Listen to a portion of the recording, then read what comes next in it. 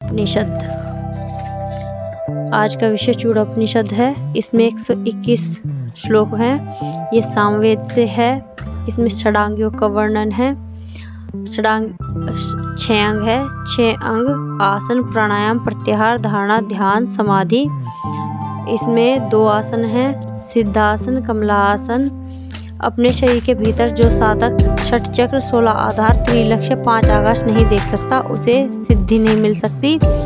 षट चक्रों का वर्णन मिलता है। पहला चक्र है मूलाधार चक्र, जिसमें 4 पंखुड़ियाँ बताई गई है। स्वादिष्ठान 6, नाभि में 10, हृदय में 12, विशुद्ध में 16 और भूमध्य में 2।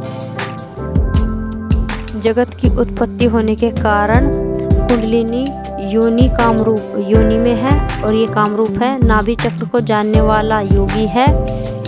मेड में त्रिकोण अग्नि है, जहाँ परम ज्योति के दर्शन होते हैं। परम ज्योति के दर्शन करने से मनुष्य को मुक्ति मिलती है, मतलब योगी को मुक्ति मिलती है। स्वादिष्ठान चक्र प्राण का स्थान है। प्राण मेड है। मणिपुर चक्र से पाप पुण्य रहित हो जाता है योगी। इसे न जानने वाला संसार चक्र में फंसा रहता है। कुंडलिनी मेड और नाभि के मध्य में है। इसमें 72,000 नाड़ियाँ हैं, जिनमें से 72 मुख्य हैं और 10 प्रमुख है, या फिर कह सकते हैं 10 प्रमुख है और 72 प्रमुख है और 10 मुख्य है।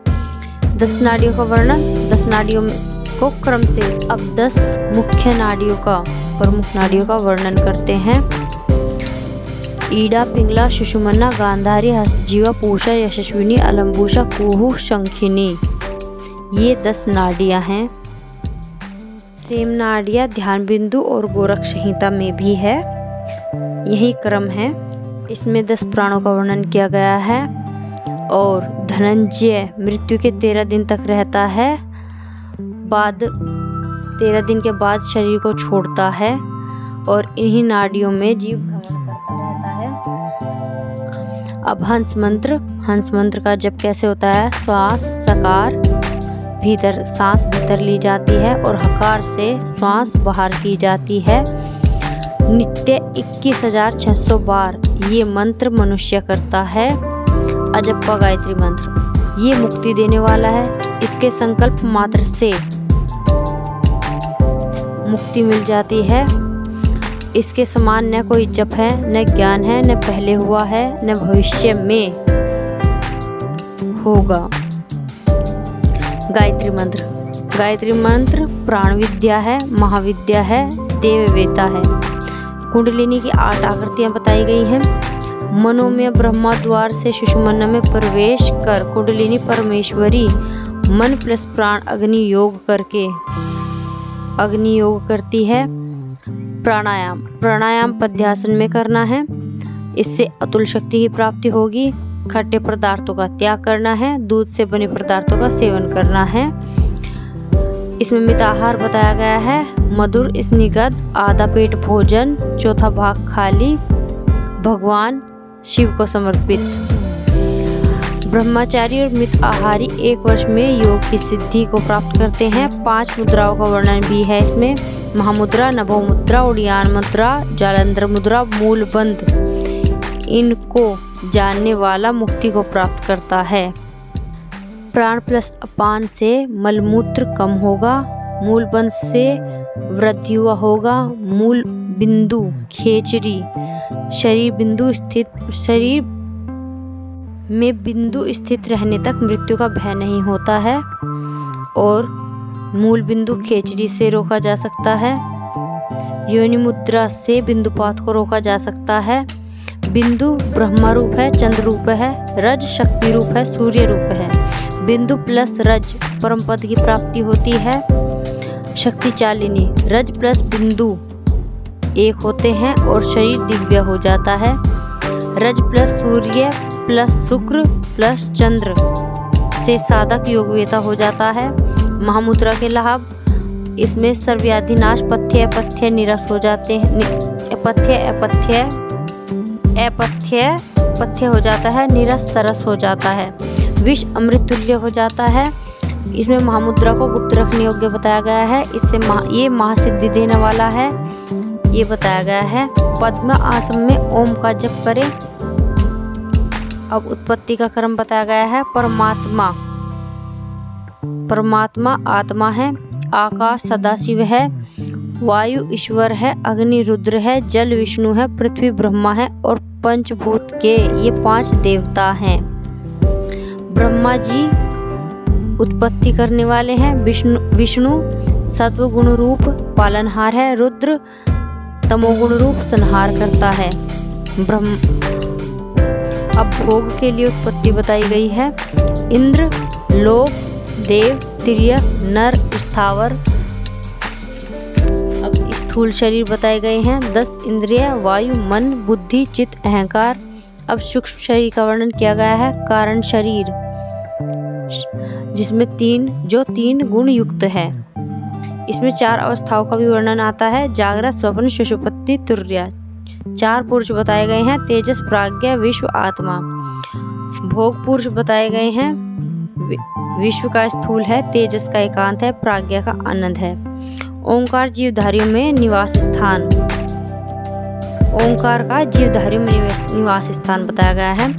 अब आकार में क्या आता है? आकार में स्थूल, भोक्ता, विराट, विश्व, जागृत, नेत्र, रज, लाल, ब्रह्मा, सृष्टिकर्ता ये आते हैं। इन मात्राओं के भोक्ता कौन हैं? आकार का स्थूल, उकार का सूक्ष्म, मकार का अप्रकट है। इनके पुरुष हैं। आकार का विश्व है, उकार का तेजस है, मकार का प्राज्ञा है। इनकी स्थिति बताई गई है। आकार की जागृत, उकार की स्वप्न, मकार की सुषुप्ति। इनके मनुष्य में स्थान बताए गए हैं। आकार नेत्र में है, उकार कंठ में है, मकार हृदय में है। इनके वर्ण बताए गए हैं। आकार लाल वर्ण है, उकार श्वेत वर्ण है, मकार कृष्ण वर्ण है। इनके गुण बताए गए हैं। आकार रज है, उकार सत है, मकार तम है। इनके देवता बताए गए हैं। आकार ब्रह्मा है, उकार विष्णु है, मकार रुद्र है। ब्रह्मा सृष्टि करता है, विष्णु पालनहार है, रुद्र संहार करता है। अब बताया गया है प्रणव। प्रणव परम तत्व है, वेद विद है। अनाहत नाद कौन सा है? घंटा ध्वनि। सोहम तत्वमसी की साधना होती है इसमें। हकार पद तत्व। सकार के ध्यान से हकार होना ही सोहम तत्वमसी की साधना है। परम प्रकाश स्वरूप ओंकार, सूर्य, अग्नि, चंद्र, भू भव स्वः। इसमें जो बताया गया है वो आकार के अंदर क्रिया ब्राही, सूर्य, भू बताई गई है। उकार में इच्छा, रौद्री, चंद्र, भव बताए गए हैं। मकार ज्ञान, वैष्णवी, अग्नि, स्व बताए गए हैं। प्राण को हंस रूप माना है। इसमें प्राणायाम में पूरक, कुंभक, रेचक ये बताए गए हैं। प्राणायाम क्या है? सूर्य प्लस चंद्र का ध्यान करने से 2 महीने में नाड़ी शोधन हो जाता है। और ओंकार प्राणायाम का जो अनुपात है वो है 12, 16, 10, 12 अनुपात 16 अनुपात 10। नाड़ी शोधन से क्या होगा? वायु धारण की क्षमता बढ़ती है, आरोग्यता रहती है, जठराग्नि प्रबल होती है और दिव्यनाद सुनाई देते हैं। इसकी प्राणायाम की अवस्थाएं बताई गई हैं। 12 मात्रा में अधम, 24 में मध्य, 36 में उत्तम होता है। अधम में पसीना और मध्यम में कंपन और उत्तम में आकाशगमन होता है। योग अभ्यास कैसे करना चाहिए? बद्ध पद्मासन में शिव रूप गुरु को नमस्कार कर नाक के अग्रभाग पर दृष्टि कर प्राणायाम करना चाहिए। 9 द्वार वायु के निरोध कर शक्ति चालन द्वारा कुंडलिनी मार्ग से आत्मा का ध्यान करने से स्वयं सर्वश्रेष्ठ होता है। प्राणायाम से क्या होता है? इससे ये मुक्ति के लिए महासेतु है और पाप के लिए अग्नि है। ये स्पेशली आपको याद रखना है, इसे एग्जाम में पूछा जा सकता है। आसनों से क्या होगा? रोग नाश होगा। प्राणायाम से क्या होगा? पाप नाश होगा। प्रत्याहार से मानसिक रोग समाप्त होंगे।